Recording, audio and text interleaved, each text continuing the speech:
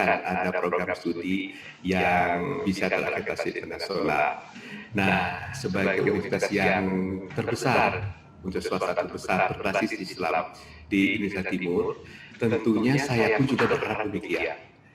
Dengan adanya program studi yang terakreditasi internasional itu menyiratkan kesetaraan level internasional dari program studi tersebut, dan ini sangat penting sekali, tidak hanya untuk UMI tapi juga untuk bangsa dan negara. Oleh karena itu saya mendukung sekali Bapak Ibu cita-cita dari UMI, dari pimpinan UMI, baik itu dari yayasan maupun pimpinan universitas serta Bapak Ibu Dekan Kaprodi, dalam rangka meningkatkan mutu dan juga dalam rangka untuk mengikuti proses akreditasi internasional. Nah, oleh karena itu saya meyakini UMI mampu, Pak. Sebetulnya tidak sulit, Pak. Ya, Bapak Ibu apalagi sudah memiliki kurikulum yang berbasis KKMI, dan itu hanya butuh modifikasi. Modifikasi, kemudian kerja keras dari Bapak Ibu, di support oleh pimpinan universitas, itu insya Allah bisa menghasilkan hasil yang terbaik. Nah, karena itu Bapak Ibu, maka di bagian berikut ini saya akan jelaskan tentang apa itu akreditasi internasional. Karena itu mohon izin saya share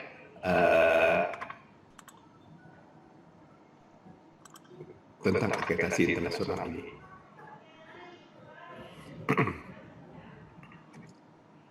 Baik, mudah-mudahan sudah terlihat Bapak Ibu. Ya. Nah,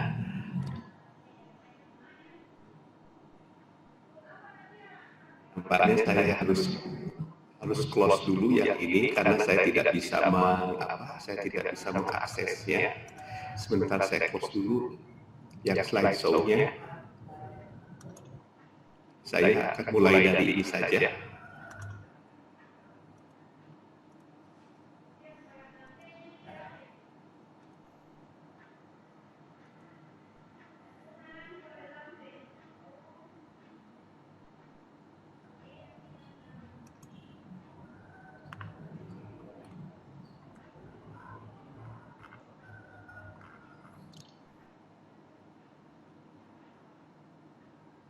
Baik, Bapak Ibu,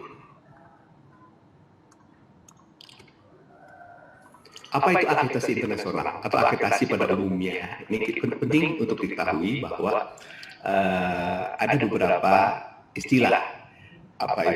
Istilah itu menyangkut akreditasi, ada assessment, ada audit dan sebagainya. Nah, akreditasi itu sendiri adalah merupakan penjaminan untuk eksternal, di mana lembaga eksternal yang akan mengevaluasi apakah program studi atau universitas telah memenuhi standar mutu atau kriteria yang ditetapkan oleh lembaga akreditasi tersebut.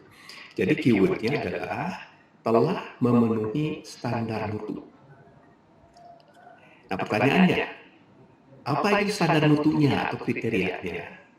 Nah, standar mutu atau kriteria yang digunakan oleh lembaga akreditasi internasional umumnya berbasis outcomes.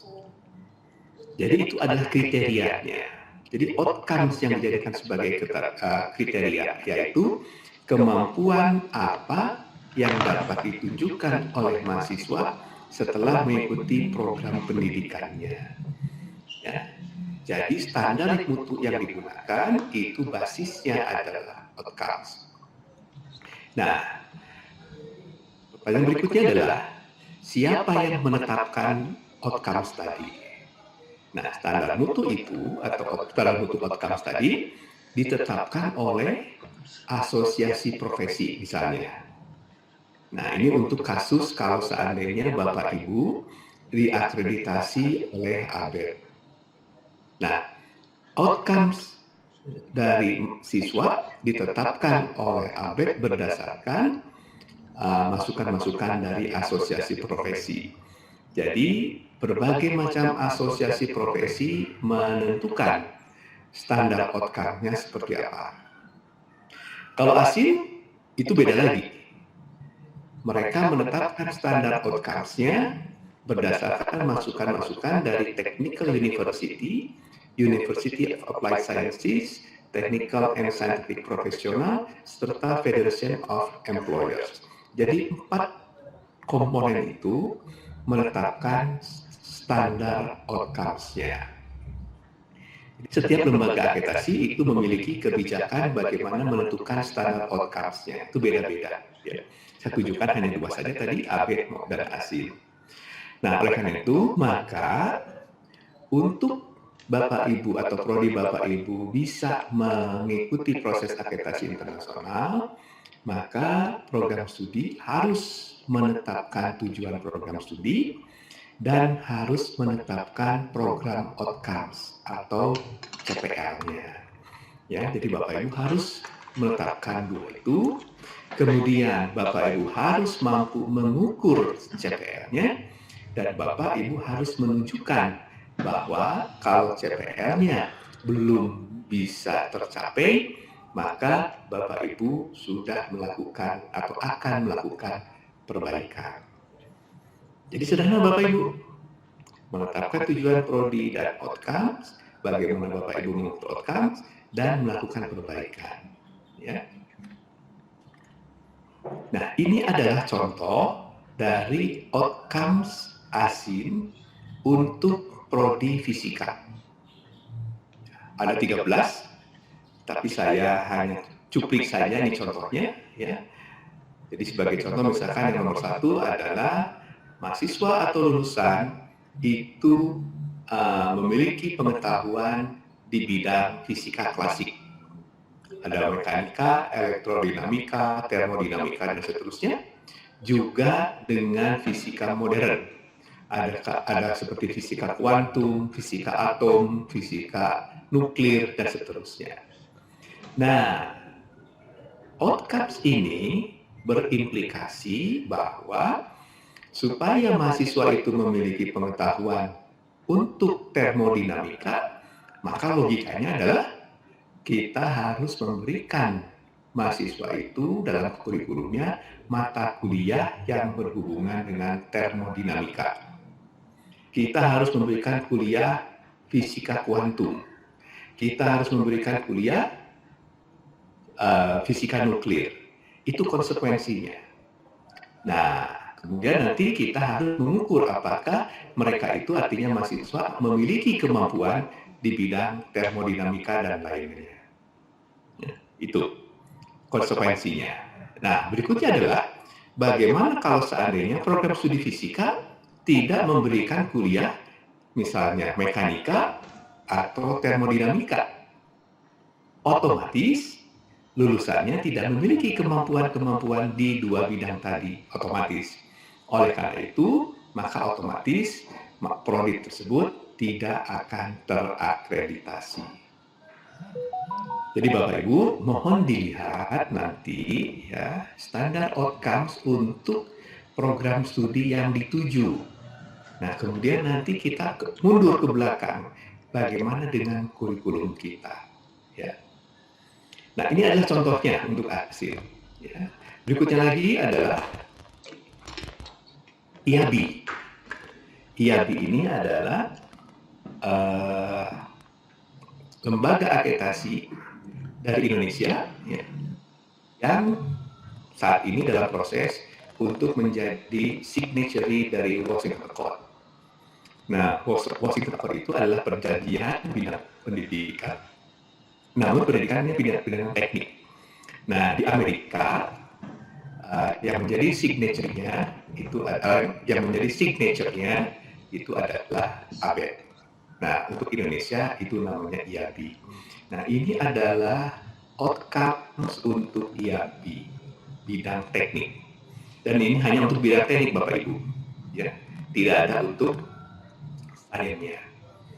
Ya, yang pertama misalnya kemampuan menerapkan pengetahuan matematika, ilmu pengetahuan alam atau material, teknologi informasi dan keteknikan untuk mendapatkan pemahaman menyeluruh tentang prinsip-prinsip keteknikan.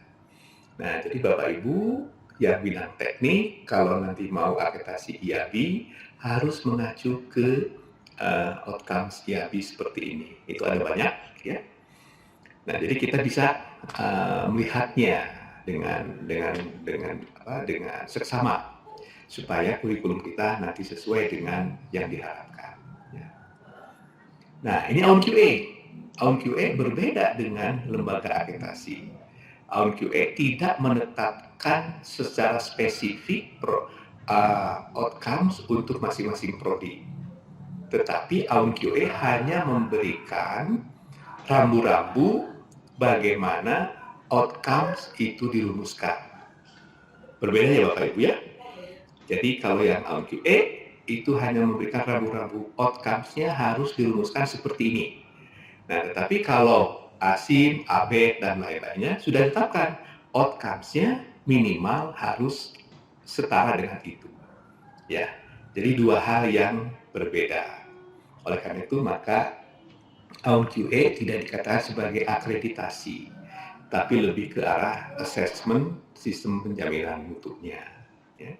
Jadi ada dua hal yang membedakan ya, antara akreditasi maupun assessment. Yaitu pertama, rumusan outcomes-nya, yang kedua, tingkat pencapaian outcomes-nya. Ya. Nah, mengapa akreditasi khususnya yang internasional ini penting? Yang pertama adalah untuk menjaga standar mutu, standar mutu pendidikan di bidang yang sesuai dengan prodi. Jadi kalau misalkan kita bidang teknik, maka mutu lulusannya itu bisa terjaga. Ya. Kemudian yang kedua, itu berhubungan dengan pengakuan kualifikasi lulusan. Ya. Jadi kalau internasional tentunya kualifikasi kita itu diakui. Dengan demikian maka kalau misalnya lulusan kita akan sekolah di luar negeri itu menjadi tidak sulit ya. Atau sebaliknya, kalau ada mahasiswa-mahasiswa dari luar yang ingin sekolah di kita karena sudah terakreditasi internasional, maka mereka akan mengakui, oh Bapak, kita memiliki mutu yang baik. Selanjutnya, dengan adanya akreditasi ini, khususnya internasional, maka lulusan telah disiapkan dengan baik untuk memasuki dunia kerja. Ya, karena apa? Karena kompetensinya itu diselaraskan dengan dunia kerja. Ya.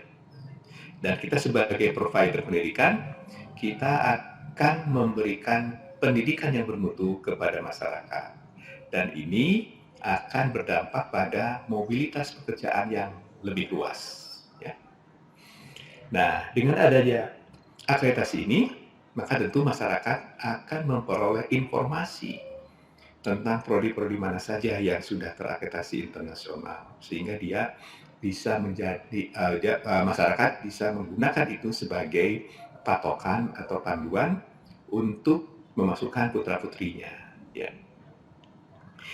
Dan berikutnya lagi, dengan akreditasi internasional ini ada umpan balik yang efektif, khususnya dalam assessment dan pengembangan program. Jadi biasanya mereka akan keluar dengan laporan yang isinya adalah apa saja yang perlu diperbaiki untuk pengembangan program tersebut, sehingga kita bisa menjalankan perbaikan-perbaikan berkelanjutan. Nah, Bapak Ibu, keuntungan dengan adanya akreditasi internasional adalah yang pertama, kita menjamin kompetensi lulusan itu sesuai dengan standar outcomes lembaga akreditasi internasional. Kemudian sebagai bagian dari elemen sertifikasi. Nah, ini khususnya bagi prodi-prodi teknik, ya. Jadi biasanya untuk sertifikasi itu mereka mensyaratkan lulusannya atau peserta itu dari lulusan yang sudah terakreditasi internasional. Ya. Tidak semuanya memang, tapi ada beberapa. Kemudian dengan adanya dengan adanya prodi yang terakreditasi internasional untuk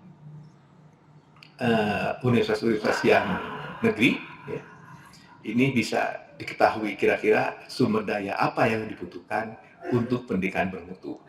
Karena biasanya untuk menuju itu, kita bisa mengupgrade berbagai fasilitas, sarana, dan lain-lainnya. Dan terakhir, ini berkaitan dengan mobilitas mahasiswa atau lulusan. Ya, jadi akreditasi internasional ini bisa digunakan sebagai basis untuk perbandingan mutu program. Kalau seandainya kita sudah terakreditasi oleh ABET atau asing, itu kira-kira kita ini memiliki kualitas yang setara sehingga mahasiswa itu bisa menjalankan program mobilitasnya dengan lebih baik. Ya. Itu adalah keuntungan-keuntungan dari akreditasi internasional. Nah, bagaimana program studi itu diakreditasi? Ya, dari seperti yang saya sampaikan, pertama, program studi harus memenuhi standar mutu atau kriteria yang ditetapkan oleh lembaga akreditasi. Minimal. Boleh nggak kita memiliki standar mutu yang lebih baik, lebih tinggi? Oh, tentu boleh. Ya. Minimal kita harus memenuhi kriteria yang telah ditetapkan.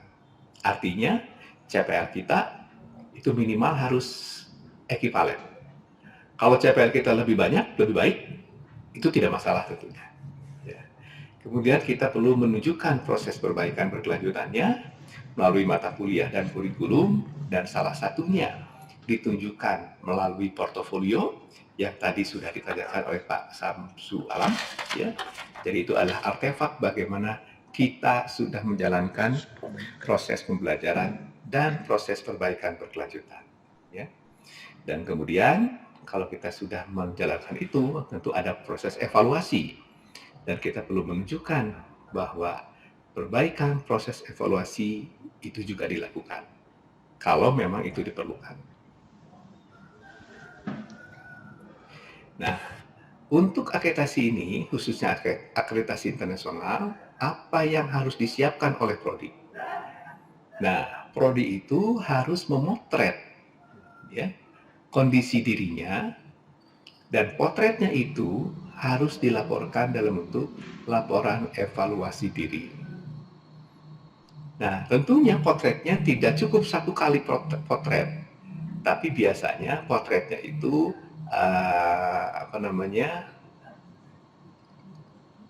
kita potret dalam waktu yang berbeda-beda. Ya, jadi isinya itu tentang informasi semua aspek program studi, ya, dari katakanlah beberapa tahun ke belakang seperti apa. Kemudian berdasarkan itu maka kita analisis ya kekuatan dan keterbatasan prodi. Dan berikutnya lagi kita harus menunjukkan hasil asesmen CPL-nya ya. Karena kita perlu tahu apakah mahasiswa sudah mencapai CPL yang ditetapkan.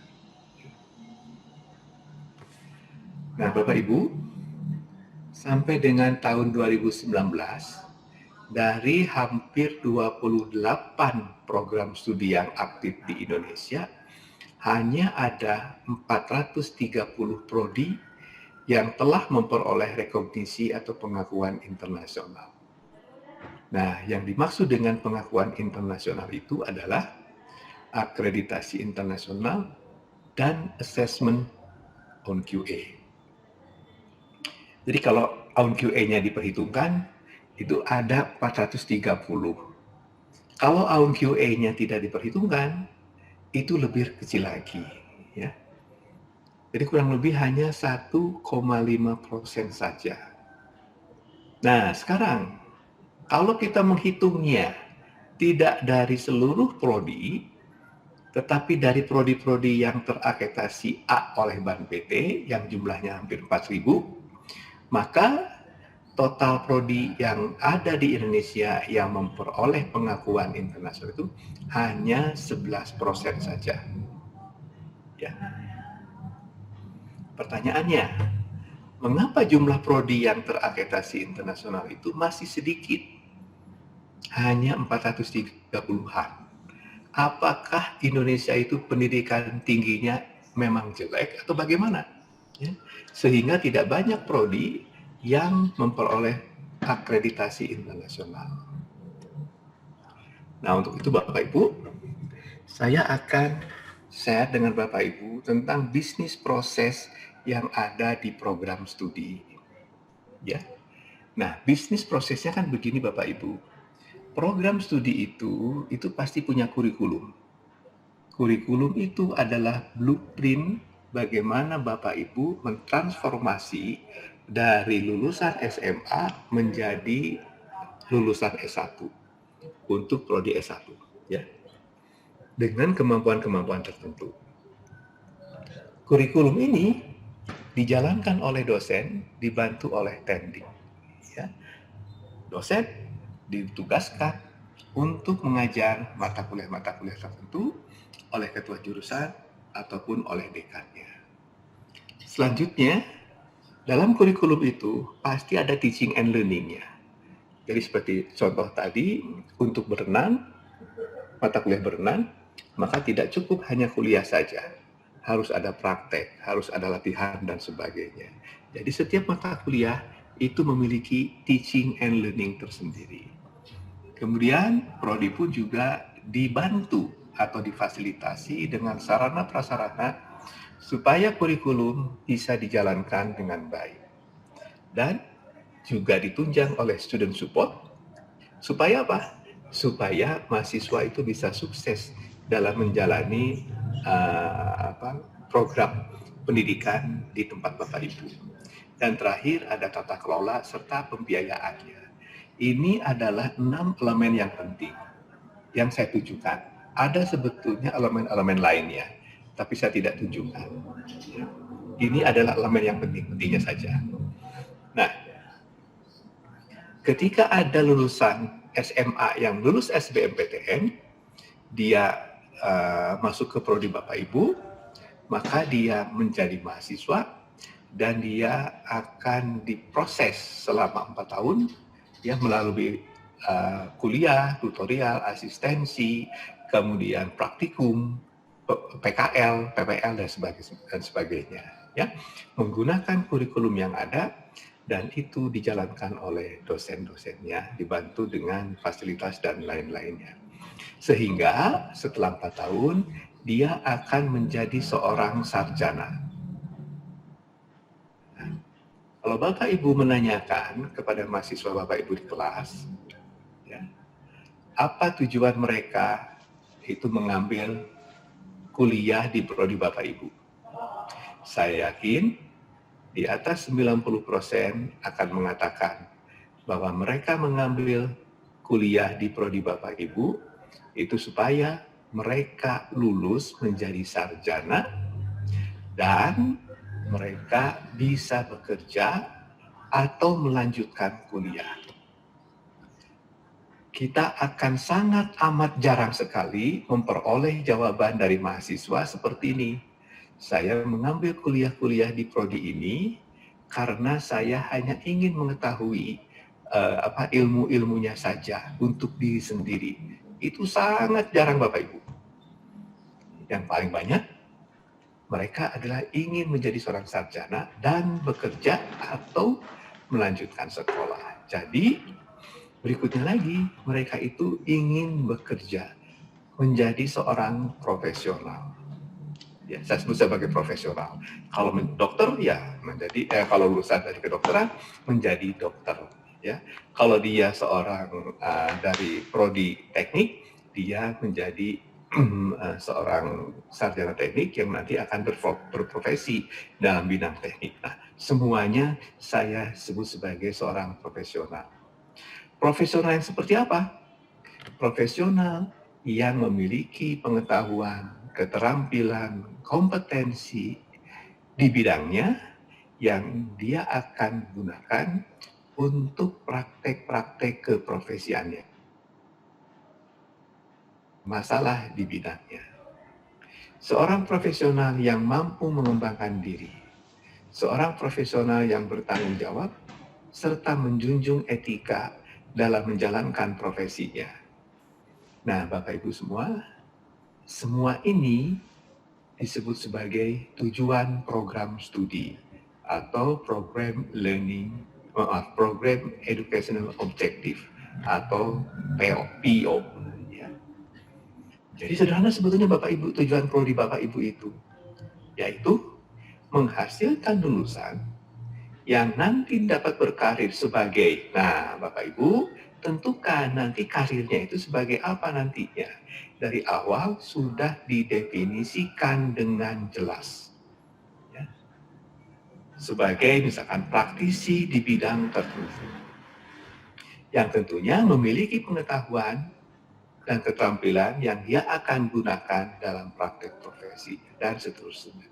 Itu adalah tujuan program studi. Ya. Nah, untuk menjadi seorang profesional seperti itu, maka tentunya dia harus memiliki bekal. Ya.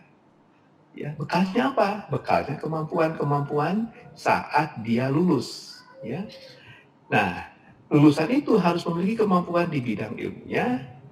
Kalau seorang lulusan dari prodi teknik harus memiliki kemampuan mendesain, kemudian harus memiliki kemampuan berkomunikasi, bekerja sama misalnya, manajemen, lifelong learning, dan seterusnya. Ini adalah kemampuan-kemampuan yang mendukung dia sebagai seorang profesional atau mendukung dia untuk belajar lebih lanjut. Nah, Bapak Ibu, ya, daftar kemampuan-kemampuan ini itu dikenal sebagai capaian pembelajaran lulusan. Ya. Jadi kalau misalkan Bapak Ibu ya, di prodi marketing dan dia harus menjadi seorang profesor di bidang marketing, maka tentunya dia harus memiliki kemampuan berkomunikasi. Nah, supaya dia menjadi seorang marketing yang mumpuni, komunikasinya tidak hanya dalam bahasa Indonesia, tapi juga dalam bahasa Inggris. Artinya, lulusan dari prodi marketing ini harus memiliki kemampuan berkomunikasi dalam bahasa Indonesia dan dalam bahasa Inggris, baik itu lisan maupun tulisan.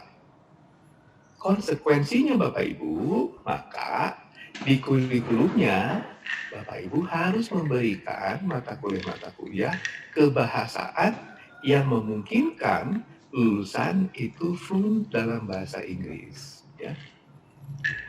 Bapak Ibu kalau berharap mahasiswa atau lulusannya memiliki kemampuan dalam bahasa Inggris yang baik, tapi kemudian di kurikulumnya Bapak Ibu hanya mencantumkan bahasa Indonesia 2 SKS, bahasa Inggris 2 SKS, maka secara logika nggak mungkin lulusannya memiliki kemampuan yang mumpuni dalam berkomunikasi. Oleh karena itu Bapak Ibu, maka seperti tadi disampaikan, pada saat kita menyusun kurikulum, kita harus mengacu kepada CPL-nya. Nah, CPL ini harus berkorelasi dengan tujuan prodinya. Jadi, awalannya adalah bagaimana Bapak Ibu merumuskan tujuan prodinya. Dari situ kemudian turun bagaimana Bapak Ibu merumuskan CPL-nya. Dari situ kemudian mundur ke belakang Bapak Ibu bagaimana menyusun kurikulumnya. Ya.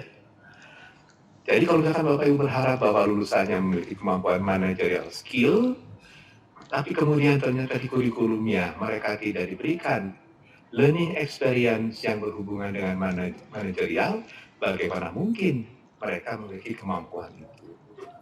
Nah itu yang disebut sebagai backward design dari kurikulum. Nah mudah-mudahan dari penjelasan ini Bapak Ibu memiliki bayangan bagaimana kaitan antara tujuan program studi, capaian pembelajaran, kurikulum, dan lain-lainnya. Ya. Nah, selanjutnya Bapak Ibu, bagaimana dengan proses akreditasi? Akreditasi Bank PT dan akreditasi internasional. Nah, Bapak Ibu, tadi saya sampaikan bahwa prodi itu punya kurikulum.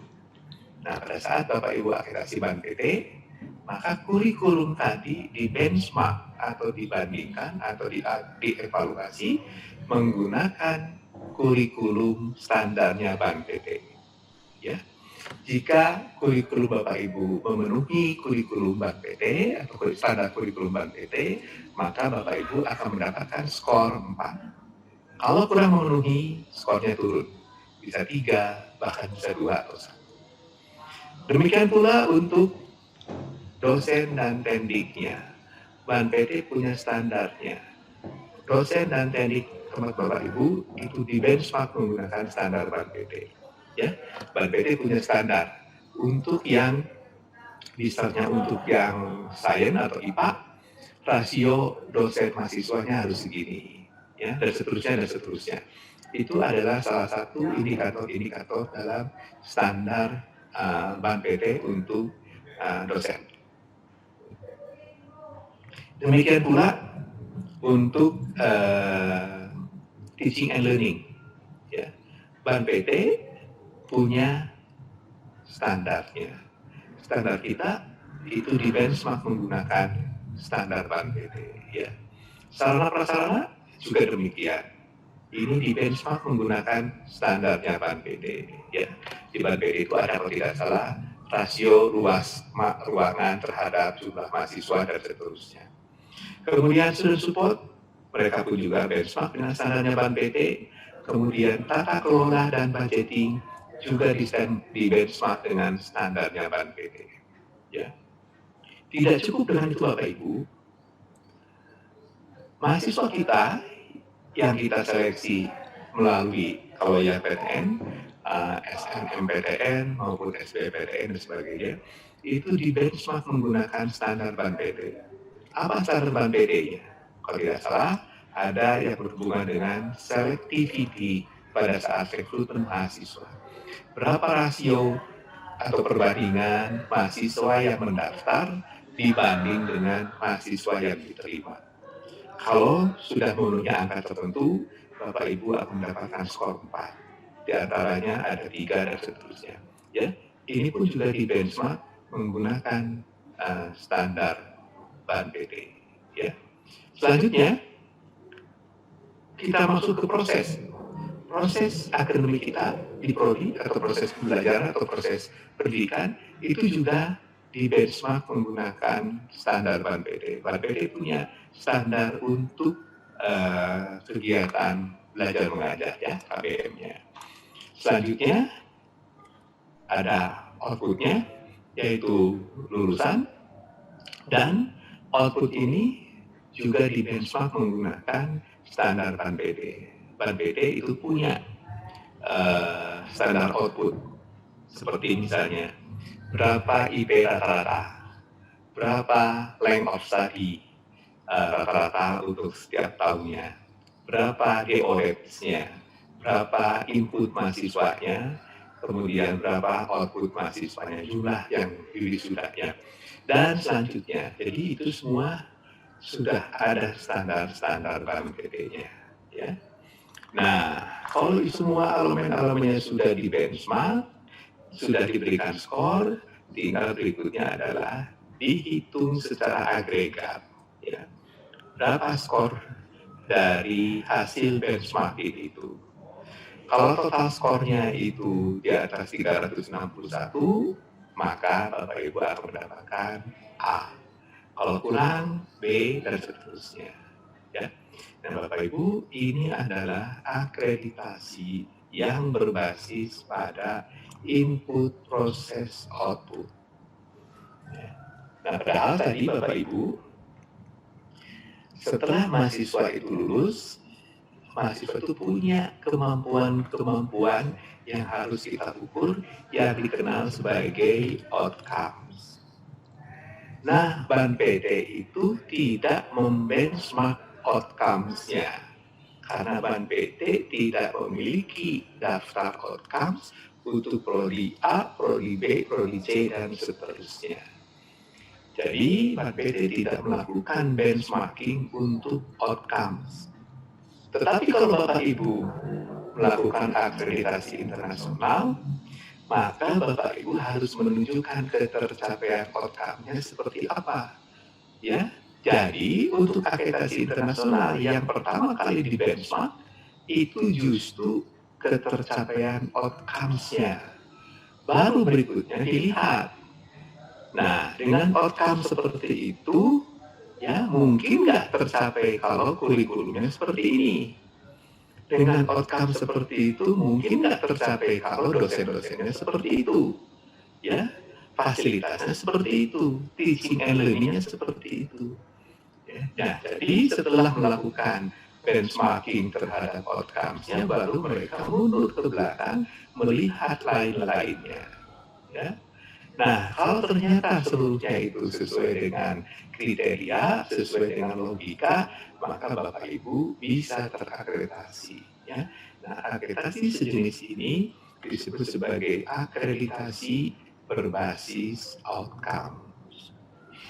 Nah, jadi dari gambaran ini Bapak Ibu bisa mengetahui mengapa masih sedikit prodi-prodi di Indonesia yang ban PT-nya A, tapi belum terakreditasi secara internasional. Masalahnya adalah itu karena kurikulumnya belum berbasis outcomes. Nah, jadi satu-satunya cara supaya Bapak Ibu bisa terakreditasi internasional adalah tahap awalnya kurikulumnya harus menggunakan OBE. Karena akreditasi internasional itu sebagian besar menggunakan platform OBE. Nah, dari situlah Bapak Ibu harus menaiknya Bapak Ibu. Nah, jadi beberapa prodi itu memang belum menyadari atau belum paham dari mana harus mulainya supaya bisa mengikuti proses akreditasi internasional. Nah, Bapak Ibu, jadi lembaga akreditasi itu pada saat akreditasi, proses akreditasi akan melihat atau mengevaluasi tentang beberapa hal, yaitu yang pertama adalah bagaimana kita atau prodi menunjukkan bahwa outcome sudah tercapai. Bagaimana kita menunjukkan bahwa outcome sudah tercapai? Ya, melalui assessment outcomes dan assessment mutu-mutu lainnya. Ya. Nah, ketika kita melakukan assessment itu, tentu ada bukti-buktinya, ada evidence-nya. Dan kita harus menunjukkan apa bukti-buktinya bahwa outcome sudah diukur, hasil pengukurannya sekian, dan seterusnya, dan seterusnya. Ada dokumentasi, mulai dari persiapan, implementasi, sampai evaluasi. Dan kalau seandainya kita itu mendapatkan hasil evaluasi itu outcomes yang belum tercapai, maka kita harus menunjukkan, ini loh, rencana perbaikan ke depannya seperti ini. Ya. Nah, jadi saudara Bapak Ibu, ya, kita perlu menunjukkan bahwa lulusan kita atau mahasiswa kita sudah mencapai outcomes yang sudah ditetapkan. Dan terakhir mereka akan melihat proses atau sistem dari closing the loop sebagai bagian dari continuous quality improvement-nya. Ya. Jadi kita harus menunjukkan hasil assessment, kita harus menunjukkan dokumentasi hasilnya dan bukti-buktinya. Buktinya bisa berupa portofolio, mata kuliah, seperti tadi yang ditanyakan oleh Pak Samsul Alam, dari terstudi, ya, alumni employer survey, kemudian kalau ada placement data dan lain-lainnya. Ya, itu adalah evidence-nya. Nah, Bapak Ibu, karena kurikulum kita itu harus OBE, maka saya bagi implementasi OBE itu dalam 5 level. Yang pertama adalah bisa jadi Bapak Ibu itu sudah punya rumusan outcomes-nya. Ya. Nah, kalau Bapak Ibu sudah punya rumusan outcomes-nya, itu artinya implementasi OBE-nya itu baru di level 1. Selanjutnya, kalau Bapak Ibu sudah punya outcomes, kemudian Bapak Ibu merumuskan kurikulum berdasarkan outcomes, maka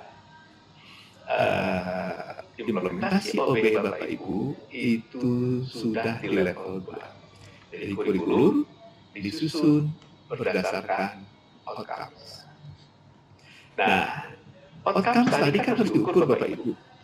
Ya, kalau Bapak Ibu sudah memiliki rencana assessment outcomes-nya, maka Bapak Ibu sudah masuk di level 3 untuk implementasinya. Dan kalau sudah dilaksanakan implementasinya, itu artinya Bapak Ibu sudah dalam kondisi atau sudah ada di level 4. Kalau Bapak Ibu sudah melakukan assessment outcomes. Dan terakhir, jika Bapak Ibu ternyata sudah melakukan continuous quality improvement, maka Bapak Ibu sudah berada di level 5 dari pelaksanaan OBE.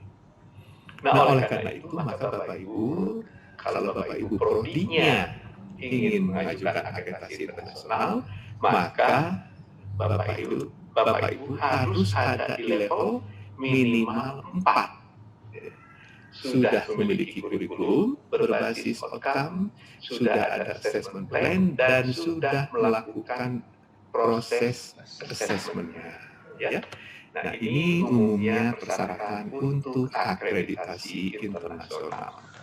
Nah, jadi Bapak Ibu sudah bisa membayangkan sekarang ini kurikulum Bapak Ibu itu ada di level mana? Apakah sudah ada outcomes-nya?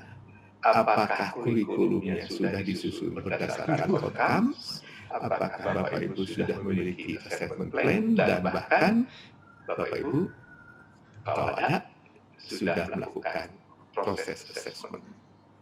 Ya. Nah, jadi kalau Bapak Ibu ingin akreditasi internasional, maka langkah-langkahnya itu harus sampai dengan outcome assessment. Nah, kalau itu sudah ada, maka Bapak Ibu siap untuk menulis evaluasi dirinya. Kalau untuk menulis evaluasi diri itu tidak sulit Bapak Ibu. Ya. Asal Bapak Ibu sudah punya apa yang ditulisnya. Nah, Bapak Ibu, ini adalah lembaga-lembaga akreditasi internasional yang diakui oleh pemerintah, yaitu lembaga-lembaga akreditasi yang tergabung dalam ECAR, ya, ini yang sudah terregister di Eropa, sedangkan yang ini yang sudah terregister di Amerika, CA, ada juga lembaga akreditasi yang sudah menjadi signature dari Washington Accord, Sydney Accord, Dublin Accord maupun Seoul Accord. Ya, kalau Washington Accord ini berhubungan dengan prodi-prodi keteknikan, kemudian yang lainnya macam-macam saya lupa kalau tidak salah yang Canberra Accord ini untuk kalau tidak salah untuk arsitektur ya dan lain-lainnya. Ini adalah lembaga akreditasi lain yang diakui oleh pemerintah selain yang tadi.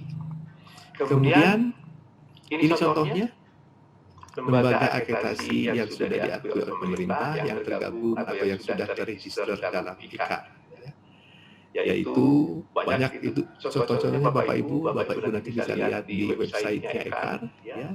Dari Portugal ada A3ES, ada dari Estonia ada ini, kemudian dari Jerman ada AAS, dia sudah melakukan review untuk 7 ribuan program studi di seluruh dunia, tidak hanya di Jerman. Kemudian ada ASIN, ini juga sudah cukup banyak, 6 ribuan yang sudah dievaluasi, ya, dan seterusnya. Nah, jadi Bapak Ibu secara umum, kalau disimpulkan, kalau kita mengambil beberapa lembaga akreditasi, seperti APEN, ASIN, ACSD maupun BAN-PT, maka kita bisa menyimpulkan beberapa poin-poin utamanya. Pertama adalah keempat lembaga tadi adalah akreditasi, kecuali Audit QA. Audit QA itu bukan akreditasi tetapi assessment.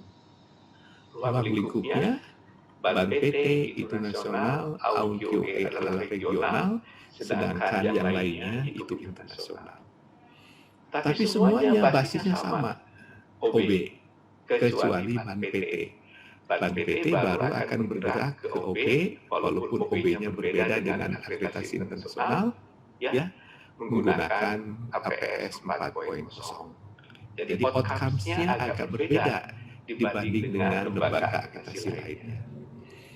Proses akreditasinya itu hampir mirip semua, yaitu kita membuat evaluasi diri yang namanya bisa macam-macam.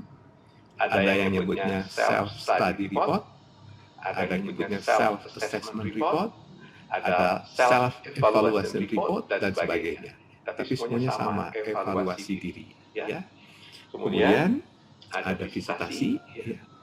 Dan untuk akreditasi internasional itu umumnya dibentuk oleh asosiasi profesi. Ya. Kemudian lembaga akreditasi internasional tadi umumnya mengakreditasi prodi tertentu saja, ya, seperti ABET itu untuk engineering, computing, teknik, ASI untuk engineering, informatik, sains, dan juga kalau tidak salah sekarang ini mereka bisa melakukan akreditasi untuk prodi-prodi interdisiplin seperti misalnya keguruan, ya, dan pendidikan. Itu merupakan interdisiplin, jadi bisa diakreditasi oleh ASI. ACSB ini untuk bisnis dan accounting, sedangkan QA dan Ban PT ini untuk program, seluruh program. Ya. Itu Bapak Ibu, bagaimana akreditasi internasional itu harus kita persiapkan, dan kira-kira apa saja yang perlu dipersiapkan sebelum kita melakukan proses akreditasi internasional.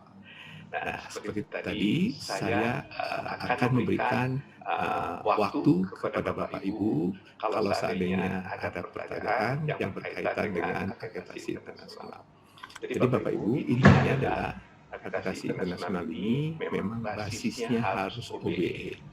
Nah, kalau kita tidak berangkat dari OBE, maka kita akan sulit untuk mengikuti proses akreditasi internasional. Dan ini terbukti dengan jumlah prodi yang terakreditasi internasional saat ini di Indonesia itu masih di bawah 500. Jadi untuk sementara saya akan berikan kesempatan kepada Bapak Ibu kembali kalau seandainya ada pertanyaan yang berkaitan dengan proses akreditasi internasional. Untuk sementara itu dulu Pak Maksud, saya akan berikan kesempatan kepada Bapak Ibu sekalian kalau seandainya masih memiliki pertanyaan. Sebelum nanti kita lanjutkan lagi. Ya. Terima kasih Pak Ben, sangat menarik dan sangat namanya bisa nanti menggugah teman-teman ini sudah sampai di mana sebenarnya kita punya kondisi yang ada untuk masing-masing prodi.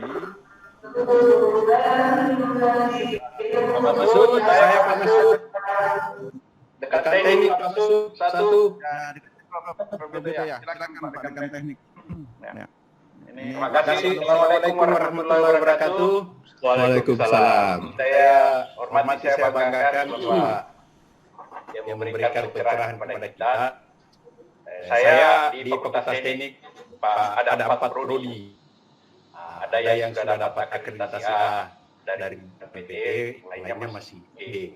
Pertanyaan saya, apakah tidak ada standar minimal kalau kita mau mengusulkan untuk akreditasi internasional misalnya melalui OB?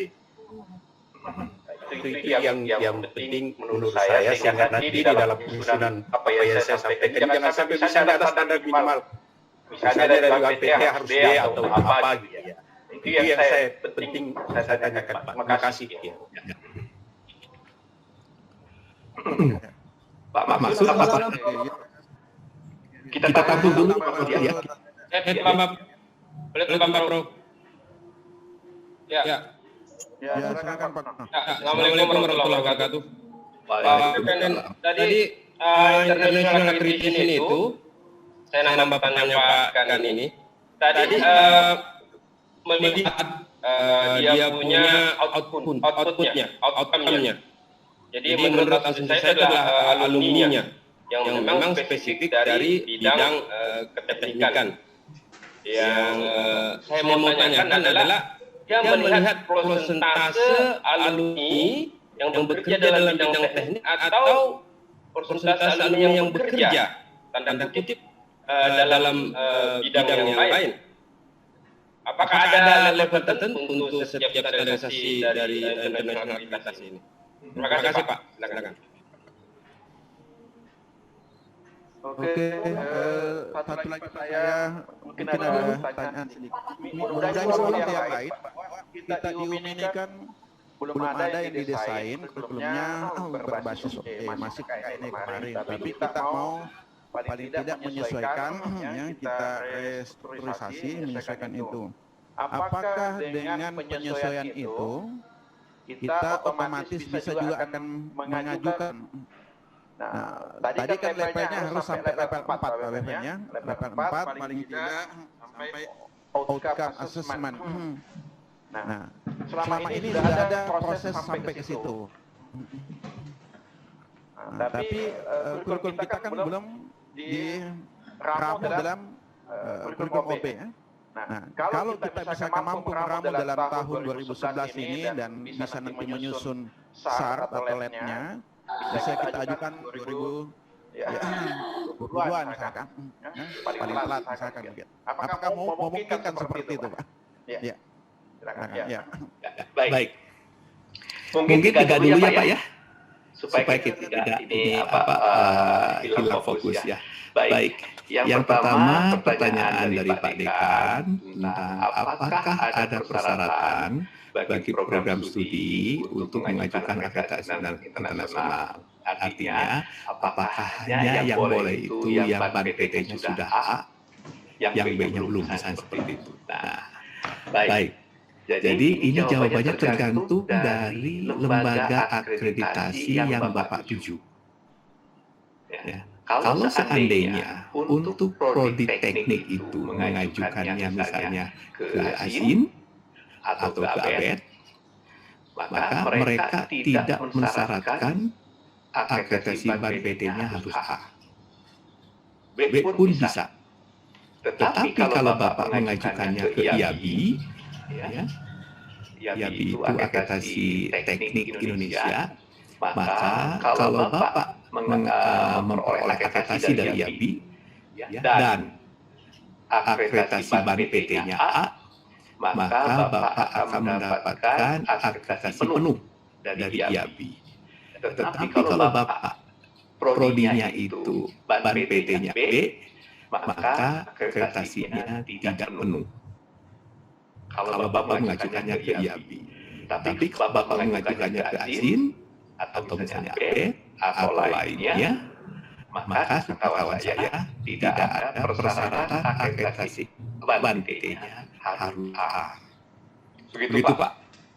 Nah, oleh karena itu maka ada beberapa strategi dari universitas yang katakanlah prodinya selama 4 tahun terakhir ini sudah melakukan perbaikan-perbaikan, tetapi belum direakreditasi oleh BAN-PT. Misalkan reakreditasinya itu tahun depan Pak misalkan, tapi ini sejak 4 tahun yang lalu sudah melakukan perbaikan-perbaikan. Dan universitas meyakini Bapak ini itu sangat bagus hasilnya. Nah, tetapi ada klausul kan Pak di peraturan menteri itu adalah jika program studi memperoleh akreditasi internasional, maka prodi tersebut bisa dikonversi ya kalau tidak salah atau disetarakan dengan unggul. Oleh karena itu supaya lebih efisien dan efektif, mereka melakukan atau mengajukan proses akreditasi internasional langsung. Supaya kalau misalnya nanti itu terakreditasi, ya ada dua yang dia dapat, yaitu akreditasi internasionalnya dapat, tapi kemudian akreditasi BAN-PT-nya adalah unggul karena ada konversi itu. Itu kadang-kadang digunakan strateginya oleh beberapa universitas supaya tidak melakukannya 2 kali. Kalau misalkan Bapak melakukan sekarang akreditasi BNPT, nanti proses, dapatkan unggul, kemudian nanti proses lagi akreditasi internasional. Jadi 2 kali proses, Pak. Ya. Jadi nampaknya ini efektivitas dan efisiensi menjadi dasar untuk pengambilan strategi ini. Begitu Pak Muhtar. Ya. Kemudian, jadi sekali lagi untuk prodi-prodi yang akan mengajukan akreditasi ya, internasional, itu sekali lagi bergantung kepada lembaga akreditasinya. Ya. Ada lembaga akreditasi yang mensyaratkan BNPT-nya A dulu supaya mendapatkan akreditasi penuh. Tapi ada juga lembaga akreditasi yang tidak mensyaratkan itu. Ya. Begitu Pak ya? Baik. Nah, yang kedua pertanyaan dari Pak Kusno, yaitu bagaimana pengukuran outcomes-nya? Apakah pengukuran outcomes itu harus dari alumni? Dan alumni itu dihitung dari berapa persen yang bekerja di bidangnya atau lain-lainnya. Nah, jawaban saya begini Pak. Assessment outcomes itu bukan diukur dari alumninya, tetapi diukur dari capaian evaluasi mahasiswa yang sedang mengambil mata kuliah kita. Jadi pengukurannya itu sebetulnya menggunakan mata kuliah yang ada di kurikulum, bukan berdasarkan pengukuran terhadap alumni-alumninya. Ya, jadi ada proses semacam interpolasi. Kalau seandainya mahasiswanya itu memahami ini, maka nanti pada saat lulus dia juga akan memahami itu. Nah, seperti itu Pak. Jadi pengukuran outcomes-nya itu dilakukan menggunakan evaluasi terhadap mahasiswa yang sedang mengikuti mata kuliah kita. Mata kuliah apa yang digunakan untuk evaluasi itu? Nah, mata kuliahnya bisa katakanlah mata kuliah tingkat akhir, bisa mata kuliah tingkat 3 atau lainnya. Tergantung dari desain pengukuran asesmennya. Oleh karena itu desain pengukuran asesmennya menjadi sangat penting Pak. Ya, karena kalau kita memiliki beberapa outcomes, ya, maka outcomes ini akan diukur melalui mata kuliah ini. Outcomes lain akan diukur melalui mata kuliah ini, itu dan seterusnya.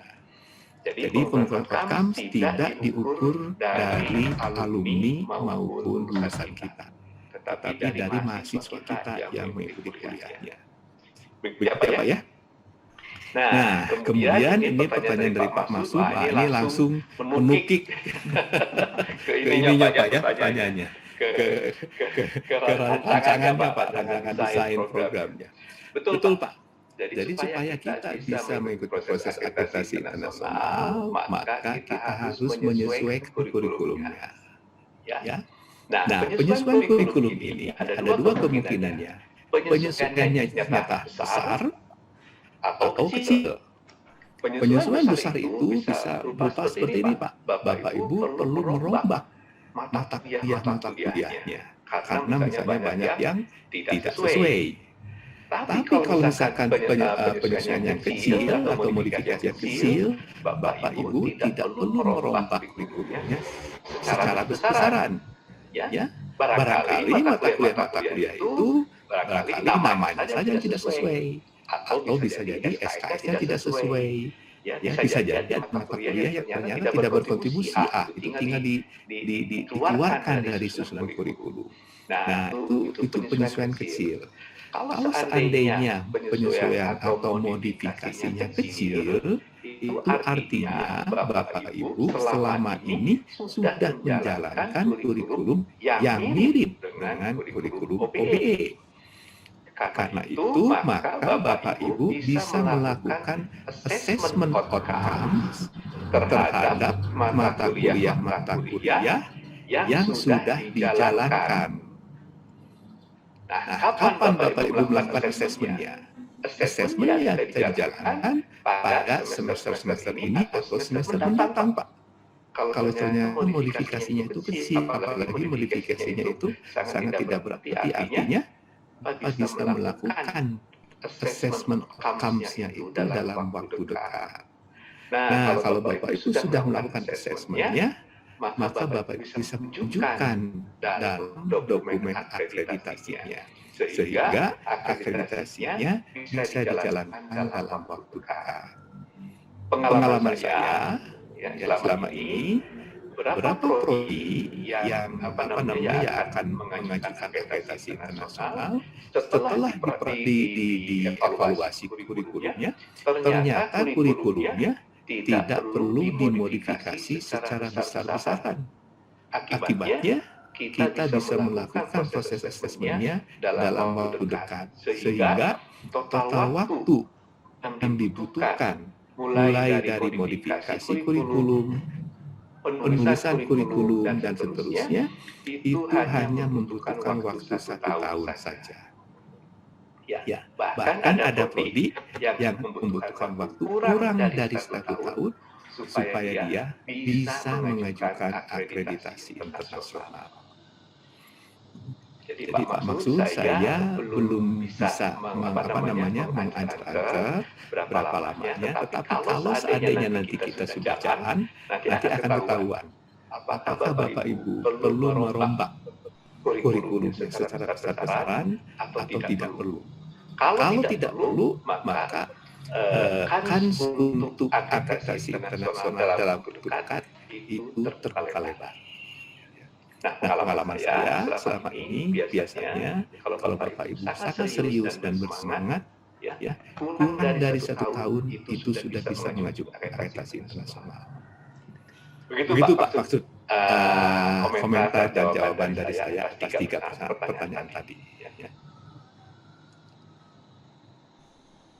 Ini tadi komentar terakhir ini saya berharap prodi-prodi ini sudah makin semangat ini kan. Peluangnya juga ya bisa saja tidak cukup 1 tahun atau 1 tahun dan lebih dari itu, tentu tergantung kondisi kurikulum yang dimiliki masing-masing prodi. Ya terus terang memang 2 tahun lalu kita sudah menetapkan sebenarnya yang A itu Pak Pepen itu wajib mempersiapkan. Jadi sudah 2 tahun lalu mempersiapkan itu, sehingga ya kami tinggal menunggu ini semangat dari teman-teman prodi ini. Sampai hari ini akreditasi yang sudah A dari Ban PT itu ada 20 Pak, dari 57. 20 kami ada menunggu lagi nih, sedang proses mudah-mudahan ada tambahan ini dalam bulan ini atau bulan depan. Ada 2 lagi kami nunggu untuk bisa mudah-mudahan bisa dapat A. Jadi ya paling tidak sudah lebih dari 30% ya yang A. Nah ini yang tapi tadi dengan penjelasan Pak Pepen bahwa ada beberapa lembaga yang tidak mengharuskan akreditasi Ban PT A boleh mengajukannya. Tadi dengan tekniknya, ya. Kalau mau mengajukan ke lembaga, kalau tadi IAB harus ya. Tapi kalau selain itu bisa ya, mudah-mudahan. Saya nggak tahu ini kan waktu kita tinggal 15 menit jam 12.